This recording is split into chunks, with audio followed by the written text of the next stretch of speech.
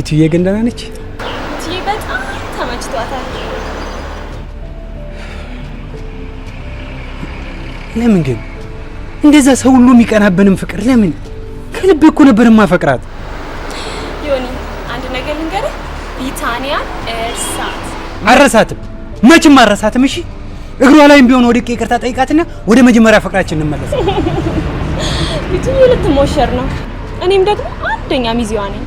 ምን ሄዱ? ምን እያወራሽ ነው? ከካናዳ የመጣ ዲያስፖራ ድል ባለ ሰርግ ልታገባ ነው። አባቴ ተስፋ አንቁረጥ። እሺ ባይ።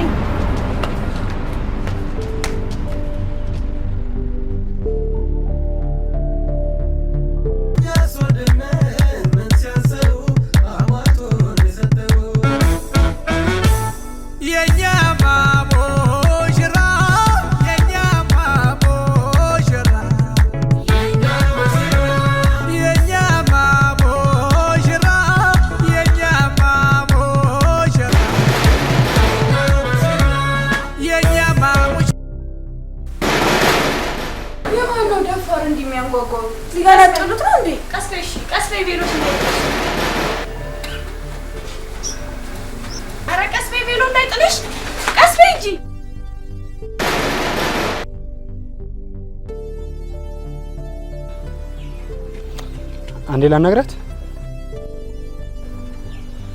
ቢቱዬ እንደው ደህና ነሽ? ስደውልም እኮ ስልክ አታነሺም።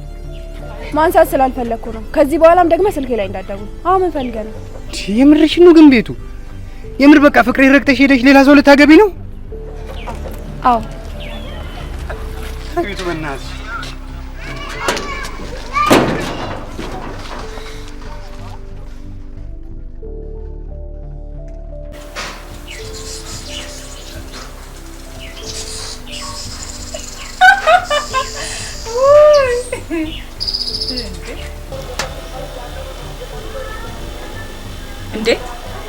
እንዴ ማነች እቺ ደግሞ እርቃኗን? እንዴ እቺ ጉድ ነው። ኤደን ኤዱ አረኔ በእናትሽ ጉዶናችኋል እንጂ እቺ እርቃኗን የለቀቀችው ቢታንያ አይደለች እንዴ? ምንድነው እንደዚህ እርቃኗን የለቀቀችው? ኧረ በስመ አብ ሰው ተበላሽቶ የለ እንዴ? አምጪ ይሄንንማ ሼር አደርገዋለሁ። ማየምራሽ ነው እንዴ? ሆናል ጓደኛዬ ጉዶለች። ወይ ጉድ ቅሌት ነው ይሄ። በሰርግ ሰው እንደዚህ አይነት ቅሌት። ኧረ ማየ ዝም በይ ወደዛ። ራስሽ ዝም በይ አንቺም ያውልሽ እንዴ። ሄሎ ቢቱ አሁኑኑ ግቢና አይፈቢ ላይ ዮናስ የፖስተውን አሁኑኑ ግቢ። ወይኔ ጓደኛዬ ጉዶለች። ወይኔ ወዴ ልትሄጂ ነው? ቢታንያ ጋር ነው የምሄደው እና የጓደኛሽን ታሪክ ልትደግሚ ነው? የጅግኒና ልብስሽን ቀይሪ። ምን ትላለች ቢቱ? እሺ ምንድነው አሁን የማደርገው? ወይኔ ጉዴ! የኔ ብቻ አይደለም እኮ ሙሉ ቤተሰቤን ያዋረደው። እሺ ተረጋጊ። በቃ እንዴ ተፈጥሯል እኮ። አንቺ መረጋጋት ነው ያለብሽ። ተረጋግተ ምን ማድረግ እንዳለብን ማሰብ ነው ያለብን። ቆይ ቢቱዬ ዲያስፖራ ሰጥቷል? እኔ አላውቅም። ከቅድም ጀምሮ ደጋግሜ ስደውልለት ስልኩን አያነሳም።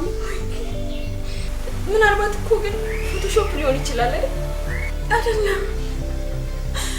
አንቺ እንደዛ አድርገሽ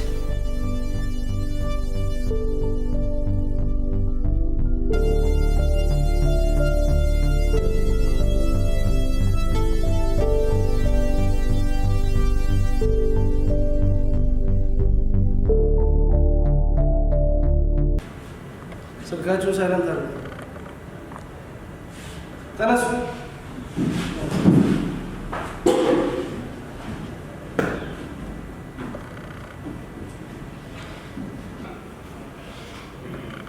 ቁጭ በሉ። እንደምን አላችሁ? የፌዴራል ከፍተኛ ፍርድ ቤት ድሬዳዋ ምድብ ሁለተኛ ወንጀል ችሎት የዕለቱ ስራውን ጀምሯል። የካቲት 3 2017 ዓመተ ምህረት ዳኛ ዮሐንስ ዘውዱ በቅድሚያ የምንመለከተው በፍትህ ሚኒስቴር ድሬዳዋ ቅርንጫፍ ጽህፈት ቤትና በአቶ ዮናስ ሻውል መካከል በመዝገብ ቁጥር 23401 የተያዘውን ጉዳይ በተመለከተ ይሆናል። ቀርበዋል አቶ ዮናስ ሻውል። እሺ ቦታዎትን የያዙ። በአቃቢ ህግ በኩል ማንን ሰይም? አቃቢ ህግ አረጋይ እንደሻው ቀርብ ያለው። ተከላካይ ጠበቃ ስሞን ያስመዝግቡ። የተከሳሽ ጠበቃ ምትኩ አንጋሳ ክሱ ደርሷቸዋል? ደርሷል የተከበረ ፍርድ ቤት። እሺ በድጋሚ በግልጽ ችሎት ይነበብላችኋል፣ ታዳምጣላችሁ።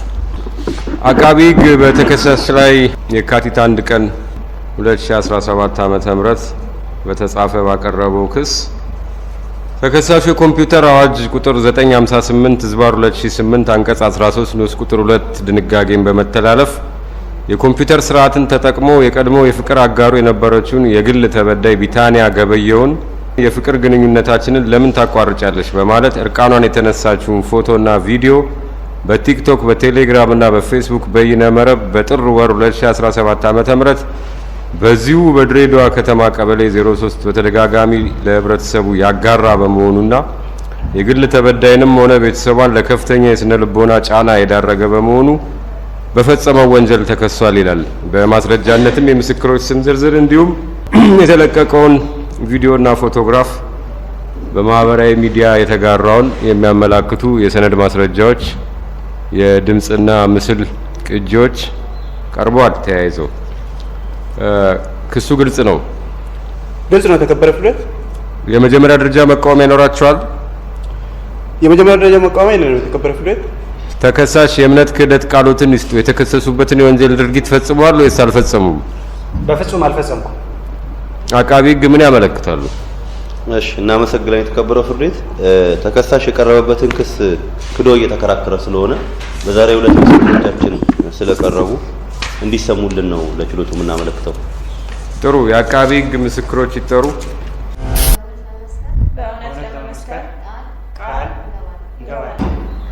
ከተከሳሽ ጋር ከዚህ ቀደም የፍቅር ግንኙነት ነበረን እና በአንዳንድ ነገሮች ምክንያት ባለመግባባታችን ምክንያት ግንኙነታችን መቀጠል አልቻለም። እናም አሁን ላይ የራሴን የሆነ ህይወት ጀምሬ ትዳር ሂደት ላይ በነበርኩበት ሰዓት ማህበራዊ ሚዲያ ላይ በለቀቀብኝ የእርቃን ፎቶ ምክንያት ከስሽ እሱ ላይ ለመሰከር ነው የተገኘሁት። ከቢታንያ ጋር ያው የፍቅር ግንኙነት ነበራቸው። እሺ በመሀል እንግዲህ ያለመግባባት ተፈጠረና በአንዳንድ ነገሮች ባለመስማማታቸው የበቀል ስሜት ውስጡ ተነሳስቶ እርቃን ፎቶና ቪዲዮ ለቃሉ የሚል ሀሳብ አነሳ። እኔም ይሄ እንደማይሆን ነገርኩት፣ ግን እሱ ሊሰማኝ አልፈቀደም። ማህበራዊ ሚዲያ ላይ ያው ፎቶውንም እርቃን ቪዲዮውንም እንደሚለቅባትም ነገረኝ። ከዛ በኋላ እንደለቀቀባትም ነገረኝ። ከእሷ ጋርም ስንገናኝ ደግሞ ያንን እንዳደረገው እሷን በቪዲዮ አሳየች። ተጠቀመው ያው እሷ ልታገባ ስለሆነና የተጣሉበት ምክንያት ብዙም አጥጋቢ አይደለም ብሎ ስላሰበ በበቀል ስሜት ተነሳስቶ ነው ከኔ ውጪ ሌላ እንዴት ታገቢያለሽ? ይሄም መሆን የለበትም በቃ መወሰን ያለብኝ እኔ ነኝ ምናምን ብሎ ከራሱ ጋር አልተግባባም። ከዛ በበቀል ስሜት ውስጡ አደረና ይሄንን እንትን አለባት። ያንን በማድረጉ ደግሞ እሷም ያው በስነ ልቦናም በማህበራዊም በቤተሰብ ጉዳይ ላይም ከፍተኛ የሆነ ቀውስ እንዲደርስባት አድርጓል። ሰርጉ ያልከው ምን ሆነ? ያ ሰርግ የተባለው ነገር እሱ በበቀል ስሜት በለቀቀው ቪዲዮና ፎቶ የተነሳ ሰርጉ ተቋረጠባት። መዝገቡን መርምሮ ብይን ሰጥቷል። እናነብላችኋለን። ፍርድ ቤቱም መዝገቡን እንደመረመረው የቀረበው የድምጽና ምስል ማህበራዊ ሚዲያ ማጋሪያና በይነ መረብ ማረጋገጫ እንዲሁም የሞባይል ስልክ ማስረጃዎች ከምስክሮቹ ቃል ጋር ተጣምሮ ሲታዩ አቃቢ ሕግ ክሱን በሰውና ሰነድ እንዲሁም የድምጽና ምስል የቪዲዮ ቅንብር እንዲሁም የኮምፒውተር ማስረጃዎች ተቀባይነትና አግባብነት ያላቸው ማስረጃዎች በበቂ ሁኔታ ክሱን አስደግፎ ማስረዳቱን ስለተገነዘበ ፍርድ ቤቱ ተከሳሽ በወንጀለኛ መቅጫ ስነ ስርዓት ሕግ አንቀጽ 142 ንዑስ ቁጥር 1 መሰረት እንዲከላከሉ በማለት ብይን ሰጥተናል። የመከላከያ ማስረጃ ያላችሁ ተከሳሽ የለንም። የተከበረ ፍርድ ቤት። አቃቢ ሕግ ምን ያመለክታሉ? እሺ የተከበረው ፍርድ ቤት ያው ፍርድ ቤቱ ተከሳሾችን እንዲከላከል ብይን የሰጠ ቢሆንም ተከሳሹ በጠበቃው አማካኝነት መከላከያ ማስረጃ የለኝም ሲል ያመለከተ በመሆኑ ፍርድ ቤቱ ባቀረብናቸው የሰነድና የሰው ምስክሮች አማካኝነት በተረጋገጠው አግባብ የጥፋተኝነት ውሳኔ እንዲሰጥልን ነው የምናመለክተው። ጥሩ። ፍርድ ቤቱ መዝገቡን መርምሮ ፍርድ ይሰጣል። ጥቂት አረፍ በሉ።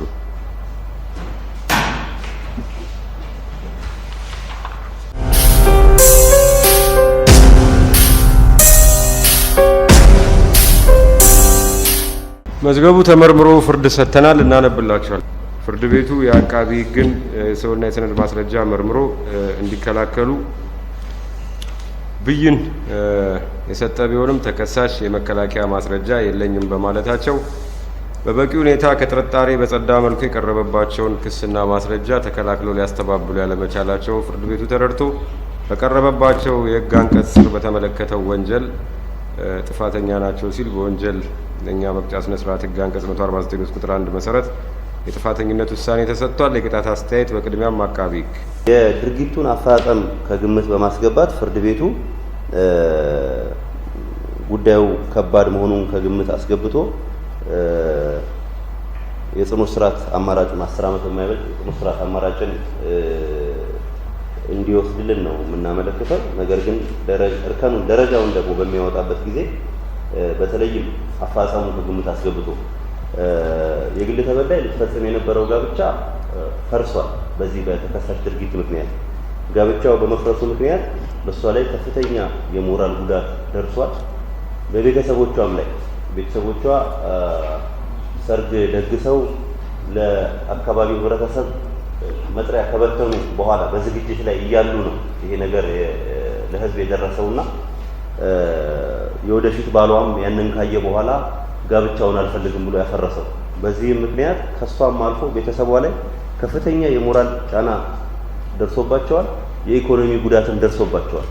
ስለሆነም ፍርድ ቤቱ ደረጃውን ከባድ በማለት የእስራት አማራጩንም የጽኑ እስራት አማራጩን በመውሰድ እሱን ሊያስተምር ሌሎችን ሊያስጠነቅቅ የሚችል የቅጣት ውሳኔ እንዲወስንልን እያመለከትን የቅጣት ማክበጃ ግን የሌለን መሆኑን ለፍርድ ቤቱ እናመለክታለን። እናመሰግናለን። የተከበሩ አቃቢ ሕግ የተከሳሽ ተከላካይ ጠበቃ የቅጣት አስተያየት ካሉት ማቅረብ ይችላሉ። የተከበረ ፍርድ ቤት ደንበኛዬ ይህን ድርጊት ሊፈጽም የቻለው የግል ተበዳይን በጣም የሚወዳትና በጣም የሚያፈቅራት በመሆኑ ግል ተበዳይም ከደንበኛዬ ጋር የነበራቸው ጊዜ ስታቋርጥ ገፍታ ያለምንም ጥፋት ጥላ በመሄዷ በወቅቱ የስነ ልቦና ጫና ስለነበረበትና ስለሚወዳት የግል ተበዳይ ላለማጣት ያደረገው ድርጊት ነው እንጂ የግል ተበዳይን ለመጉዳት ስላልሆነ የተከበረ ፍርድ ቤት በተጨማሪው የተከበረ ፍርድ ቤት የቅጣት መቅለያዎች አሉን።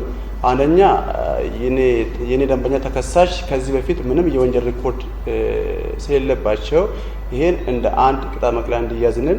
ሁለተኛ ተከሳሽ ከራሳቸው አልፎ ቤተሰቦች የሚያስተዳድሩት ቤተሰብ አለ። ከስራቸው የቤተሰብ አስተዳዳሪ መሆኑን ክፍለ ከተማ ወረዳ ማስረጃ አለን። ፍርድ ቤቱ ማስረጃው እጃችን ይገኛል እንዲቀበልልን። በተጨማሪም ደግሞ የኔ ደንበኛ የልብ በሽተኛ ናቸው። ይህም ከድል ጮራ ሪፈራል ሆስፒታል የተረጋገጠ ማስረጃ አለ። ይህንን ግምት ውስጥ በማስገባት እና በችሎት የምናሳያቸው ስነ ምግባርን ጭምር አይቶ ፍርድ ቤቱ ቅጣት መቅለያ እንዲቀበልና የቅጣት አፈጻጸሙን በተመለከተ የተከበረ ፍርድ ቤት ደንበኛዬ እንግዲህ ይሄን ድርጊት ሊፈጽም የቻለው በነበራቸው ግንኙነት የተነሳና ግል ተበዳይን ለመጉዳትም ሳይሆን ላለማጣት በሚል ምክንያት ስለሆነ አሁን በነበረ ጉዳይ ፍርድ ቤቱ ሲከታተል በሚያሳይ ተሰጥቷልና የቅጣት አፈጻጸሙ በወንጀል ሕጉ 192/94 መሰረት እንዲገደብልን በትህትና እንጠይቃለን። እናመሰግናለን።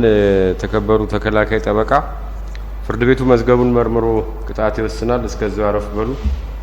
መዝገቡ ተመርምሮ ቅጣት ተወስኗል። እናነብላችኋለን። ቅጣት ተከሳሽ ጥፋተኛ የተባሉበት የኮምፒውተር አዋጅ ቁጥር 958/2008 አንቀጽ 13 ንዑስ ቁጥር 2 ከ5 ዓመት በማይበልጥ ቀላል እስራት ወይም እንደ ወንጀሉ ከባድነት ከ10 ዓመት በማይበልጥ ጽኑ እስራት የሚያስቀጣ ሲሆን የፌዴራል ጠቅላይ ፍርድ ቤት ባወጣው የቅጣት አወሳሰብ መመሪያ ቁጥር 2/2006 ለወንጀሉ ደረጃና እርከን ባያወጣለትም ፍርድ ቤቱ ደረጃውን ለማውጣት በአቃቢ ሕግና በተከሳሽ በኩል የቀረቡትን አስተያየቶች እንዲሁም የተረጋገጠውን ፍሬ ነገር ወስዶ መርምሯል።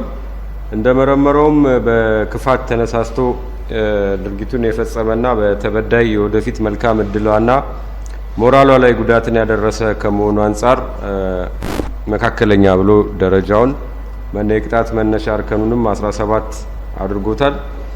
በአቃቤ ሕግ በኩል የቀረበ የቅጣት ማክበጃ ምክንያት ባይኖርም በተከሳሽ በኩል ሕጋዊ ተቀባይነት ያላቸው 3 የቅጣት ማቅለያ ምክንያቶች በመወሰዳቸው የቅጣት እርከኑ ወደ እርከን 14 ስር ዝቅ ብሎ በእርከን 14 ላይ ሊያርፍ ይችላል። ስለዚህም በተቀመጠው እርከን ከተቀመጠው ፍቅድ ስልጣን ፍርድ ቤቱ ተከሳሽን ያርማል፣ ያስተምራል፣ ሌሎችንም ከተመሳሳይ ድርጊት ለወደፊት እንዳይፈጽሙ ያስጠነቅቃል ሲል ባመነበት በእርከኑ ከተቀመጠው ውስጥ በጣሪያው በ3 ዓመት ጽኑ እስራት ተከሳሽ እንዲቀጣ ተወስኗል። የቅጣት አፈጻጸሙን በተመለከተ የቀረበውን የገደብ ጥያቄ ተከሳሹ ክዶ የተከራከረ እንጂ ያመነና የተጸጸተ ያለመሆኑን ፍርድ ቤቱ በመረዳቱ ባለመቀበል ቅጣቱ እንዲፈጸም ሲል የገደብ ጥያቄውን ውድቅ አድርጎታል። በተጨማሪም በአዋጁ በኮምፒውተር አዋጅ ቁጥር 958 ህዝባር 2008 አንቀጽ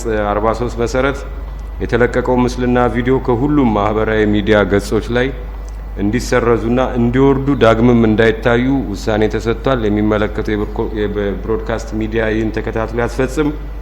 ተበዳዩዋ በፍትሐ ብሔር ህግ አንቀጽ 27 እና 29 ድንጋጌ መሰረት የፍትሐ ብሔር ክስ መስረታ ተከሳሹን ካሳ የመጠየቅ መብቷ የተጠበቀ ነው። ትዕዛዝ በዚህ ቅር የተሰኘ ካለ ይግባኝ መጠየቅ መብቱ ነው። የፌዴራል ድሬዳዋ ማረሚያ ቤት የተሰነዘረውን ቅጣት ተከታትሎ ያስፈጽም። መዝገቡ ተዘግቷል። ችሎቱም በዚሁ የዕለቱ ስራውን አብቅቷል። በደህና ዋሉ።